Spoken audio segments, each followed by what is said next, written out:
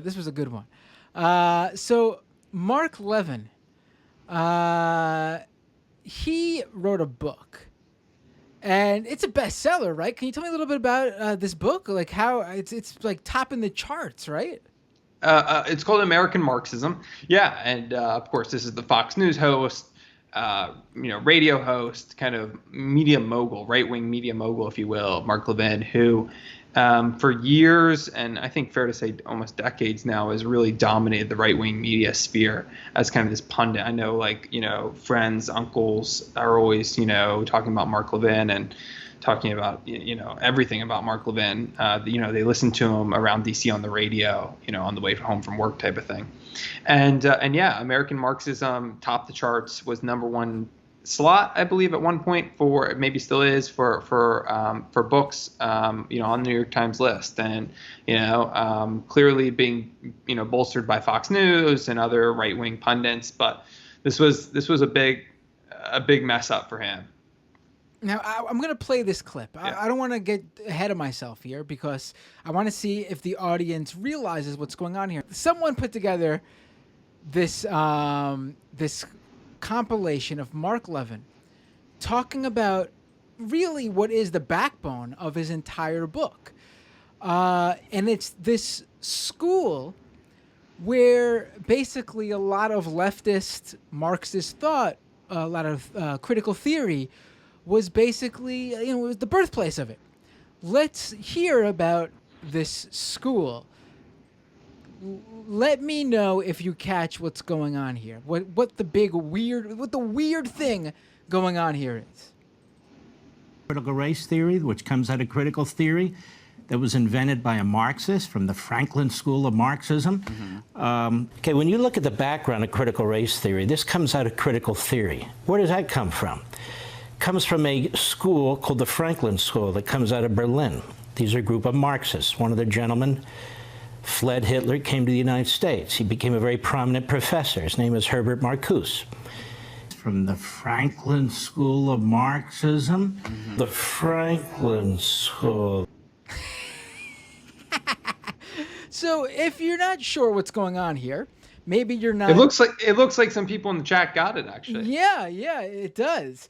Apparently, Mark Levin, who wrote this entire book about Marxism that's topping the charts. It's the talk of all the conservative world right now. He apparently doesn't know the foundation of what he's talking of like the topic. Like he doesn't know what he's talking about at all. It's not the Franklin School. It's the Frankfurt School. And did he say Berlin, if I'm not mistaken, or he did say Berlin? Yes. It wasn't in Berlin. It wasn't in Berlin either. It was in what is now modern day Germany. Mm-hmm. Yeah, hence the name, right? Right. The name implies where it's located. Yeah, this is just like a classic screw up. I mean, look, he claims to be an expert. The name of the book is what he claims to be an expert in, yet is missing like the most fundamental facts associated with that topic, right? I mean, it is so bad. I thought this would be such a bigger story just because, look, it's a Fox News host who literally claims to be an expert on a topic, who is the number one book in the country and is completely, just claiming things that are just factually incorrect, right? And I think Fox News is always so quick to point out our errors, but yet, we haven't heard an on-air correction yet. We haven't heard Fox News remedy, issue a correction, So it was just today that the publisher, Simon & Schuster, had reached out to me after I'd reached out a couple times, asking about what they're going to do about it. And they said that there will be a correction in the book. But look, there were already 400,000 copies sold, right? And the thing is, again, like I said, this isn't something like, oh, there was a typo or, there was a random fact that was just used to, like, as an analogy or to bolster some like small point made in the book, not something that undermines the entire basis of what this guy claims to talk about. No, like he clearly doesn't know what he's talking about. This is not a mistake you make if you're talking about Marxism. Well, first of all, I don't want to get too into it, but one of the earliest episodes of this program, I think it was either episode 24 or 25. You can go back, doomedcast.com. It might have even been one of the earliest YouTube episodes. I had on a guest, and we did an entire episode on cultural Marxism, which again is a thing that doesn't exist because Marxism is not a cultural thing. Marxism is an economic theory, an economic thought. And basically, cultural Marxism is their way of being very anti-Semitic without saying that they hate the Jews. So that, if you want to go check out more about cultural Marxism and where that comes into play, and what I'm sure is in Mark Levin's book, you can check out that episode. But you can't get the Franklin School. You can't do that. You can't say the Franklin School when writing about this stuff because it just shows you're a bullshit artist. And I wonder if he even wrote the book. I mean, clearly, I don't think he did. I mean, it got to have been a ghostwriter. That was one of my big questions. Yeah, no, absolutely. And look, it also, I think it's important to point out, it wasn't just on TV. He wasn't just saying this on TV. He was saying it in his book too, right? Like he was making these BS claims in the book.